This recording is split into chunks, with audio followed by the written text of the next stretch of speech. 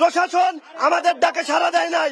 এইখানে তানভীর ইমামের বাসা, আমরা বারবার বলছি যে যেহেতু বাজেয়াপ্ত করার নির্দেশ দেওয়া হয়েছে, পুলিশ প্রশাসন সেনাবাহিনী সহ যে যারা দায়িত্বশীল তাদেরকে অবগত করা হয়েছে, তারা কেউ এখানে আসে নাই।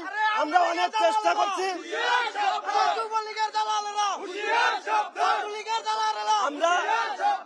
আমরা অনেক চেষ্টা করছি, তারপরে আমরা প্রশাসনের কোনো দায়িত্বশীল কাউকে পাইনি।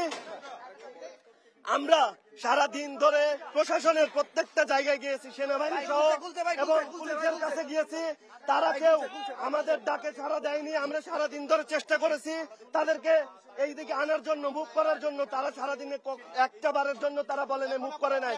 তারা আমাদেরকে বলছে যে আপনারা যদি পারেন তাহলে প্রশাসন নিয়ে আপনারা ওইখানে যান, তারপরে যদি প্রেশার ক্রিয়েট করে যদি আমরা আনতে পারি তাহলে হয়তো বা তারা আসবে।